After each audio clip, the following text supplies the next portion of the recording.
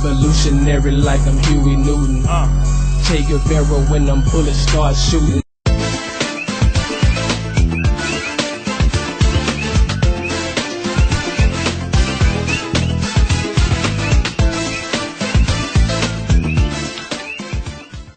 Darkness cannot drive out darkness.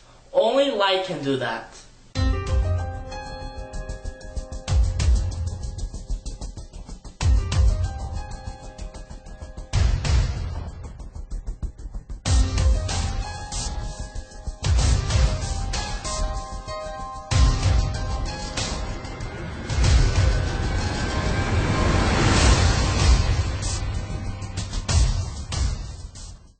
Hi, this is Luis Morero, and welcome to my new series called Exposed, where I expose movements, political figures, and ideologies with hidden secrets waiting to be revealed. In this video, I will be discussing one of the most popular movements in social media. I am referring to the Black Lives Matter community, a national phenomenon in the United States in which African Americans campaign against supposed violence towards black people. This movement began in 2013 with the use of the hashtag Black Lives Matter on social media after the acquittal of neighborhood watchman George Zimmerman in the shooting death of Trayvon Martin. Black Lives Matter became nationally recognized for its street demonstrations following the 2014 death of Michael Brown, resulting to protests and riots in Ferguson and later New York City. The American media are portraying them as revolutionaries fighting against injustice. Members of the movement describe themselves as defending their loved ones from racial hatred and that their actions are justified. Call it an overreaction. Call it a riot, a violent protest. Call it everything but justified. Ask us to be polite, to stay calm, to voice grief with respect while our brothers' bodies are laid out on the street, sounding the alarm. The community is forming an illusion to promote themselves as comparable to the civil rights movement. But are they really fighting injustice, or are they doing the exact opposite? In MLK's letter from Birmingham jail, Martin Luther King Jr. stated, "In any nonviolent campaign there are 4 basic steps: collection of the facts to determine whether injustices are alive, negotiation, self-purification, and direct action." Now, according to MLK, these are the steps that all nonviolent campaigns should follow.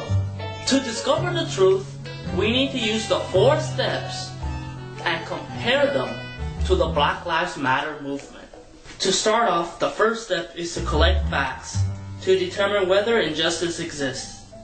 In the 1950s and 60s, there was a racial divide in the American South. Blacks and whites attended different schools, visited different restaurants, stores, movie theaters, etc. It was a common sight for Africans to be brutally murdered, such as the case of Emmett Till. There were even terrorist attacks towards black people, which include the 1963 bombing of the Baptist Church in Birmingham. These horrific events is what led Martin Luther King Jr. to establish the civil rights movement. In the case of the Black Lives Matter movement, it was caused as a result of the death of Trayvon Martin. The mainstream media has portrayed Martin as a young, defenseless, good boy. He was simply just buying a bag of Skittles and watermelon juice. They also portrayed George Zimmerman as a racist that killed an African American teen simply for the color of his skin. But the truth is, there's vast amounts of evidence to prove that George Zimmerman defended himself. We can look at the countless times Trayvon Martin was suspended from school, one for drug possession, burglary, and even attacked a bus driver. He was such a troublemaker that even his mom kicked him out of her house, according to the text message he made 3 months before his death. Not to mention that Skittles and watermelon juice are the main ingredients for a drug-like syrup called lean, which is a mixture of candy, juice or soda, and cough syrup, which there is proof that he was aware of this beverage. Now, if you look at Zimmerman, you can tell that he is not white, but half Hispanic and Jewish. And looking at the crime scene, you could tell that George Zimmerman was beaten up badly, while Martin, according to the autopsy report, the only injuries besides the bullet wound were scratch marks on his fist, which occurred when Trayvon was smashing George's head against the concrete. And finally, Zimmerman did not say coon, but a slang term, goon, which means hooligan or thug. There's also evidence that disproved the media's portrayal of Michael Brown and Freddie Gray. There's countless videos and photos to prove that the gentle giant was a violent human being. There's also recordings that show him stealing a box of cigars and beating the hell out of the store manager, minutes before the encounter with Darren Wilson. And according to both the autopsy and eyewitnesses, Michael Brown was shot in close range. Even people who witnessed the event claim that Brown did not put his hands up and that Wilson defended himself. On the case of Freddie Gray, it is a fact that 3 out of the 6 police officers that arrested Gray were black. Looking at the evidence, we can tell that the case of Trayvon Martin, Michael Brown, and Freddie Gray are not examples of modern-day lynchings. It is true that we still have to deal with racial terrorism, such as the Charleston shooting, but unlike the 1950s, the felon was arrested and was charged with a guilty verdict. Now the second step that all non-violent campaigns should follow is negotiation. MLK quoted for example of negotiation. Then came the opportunity last September to talk with some of the leaders of the economic community. In these negotiating sessions, certain promises were made by the merchants, such as the promise to remove the humiliating racial signs from the stores. On the basis of these promises, Reverend Shuttlesworth and the leaders of the Alabama Christian Movement for Human Rights agreed to call a moratorium on any type of demonstration. If you look at the Black Lives Matter movement, instead of negotiation to end the supposed racial violence, they interrupted political rallies. No, we are going to let you on the mic. Okay. And instead of explaining how to prevent police brutality, BLM blamed whiteness as the cause of injustice. Is there anything you'd like to ask me about being white? Yeah, I'd love to know what you plan to do now that you understand your whiteness a little better to dismantle it. Which contradicts MLK's belief that nobody should be judged by the color of their skin, but by their personality. The third step that all non-violent campaigns should follow is self-purification. King stated, "We were not unmindful of the difficulties involved. So we decided to go through a process of self-purification.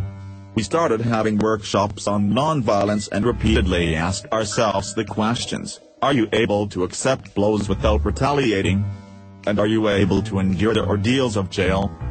Unlike the civil rights movement, Black Lives Matter does not perform self-purification. They riot, loot, beat up, and even go far as killing innocent people to promote their agenda. Until the police ain't there no more, and that's what we should act. When them motherfuckers are by themselves, that's when we should start fucking them up. Like they do us, when there's a bunch of them niggas taking one of us out, that's how we should roll up. Since we already roll up in gangs anyway, probably gonna be 6 or 7 black motherfuckers, see that white person and lynch their ass. Let's turn the table. German philosopher Friedrich Nietzsche had warned about this. He quoted, "He who fights with monsters should be careful lest he thereby become a monster. And if thou gaze long into an abyss, the abyss will also gaze into thee." Nietzsche is 100% correct. The Black Lives Matter community has went too far in promoting their racial hatred propaganda. So much so that they became racist themselves. They demonize white culture. Okay, first, sociology lesson, little Lucy. Black people cannot appropriate white culture. We can only assimilate white culture because white culture is the dominant culture in white supremacy, capitalism, patriarchy, imperialism. Girl, how you don't know that, Lucy? Claim that blacks are oppressed by white privilege, which doesn't exist, and argue that only white people can be racist. Reverse racism is not a thing. I've been bullied, beaten up, and called all sorts of names in my lifetime, and you're gonna tell me that's not racism? Whoa, that sounds awful. I'm sorry, none of that stuff is okay. But those are examples of racial prejudice, not racism. The final step that all nonviolent campaigns should follow is direct action. In MLK's letter, he stated, As the weeks and months unfolded, we realized that we were the victims of a broken promise. The signs remained. As in so many experiences of the past, we were confronted with blasted hopes, and a dark shadow of a deep disappointment settled upon us. So we had no alternative except that of preparing for direct action, whereby we would present our very bodies as a means of laying our case before the conscience of the local and national community. Instead of direct action, the Black Lives Matter movement caused violence and crime. They destroyed cities such as Ferguson, Missouri, and Baltimore, Maryland. Martin Luther King Jr. had mentioned about this in his letter from Birmingham jail. In no sense do I advocate evading or defying the law, as would the rabid segregationists. That would lead to anarchy.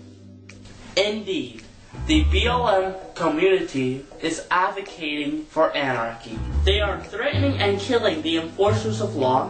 They follow the teachings of Marx. He talked about redistribution of wealth and economic justice. Redistribution of wealth and economic justice. Redistribution of wealth and economic justice. And they are sponsored by anarcho-communist groups such as Occupy Wall Street. The Civil Rights Movement and Black Lives Matter have nothing in common. Martin Luther King Jr.'s goal was to build a society in which all men, both white and black, will be guaranteed undeniable rights of life, liberty, and the pursuit of happiness. While the Black Lives Matter community main goal is to divide America, promote inequality, and establish a governless state. This is Luis Morero signing off.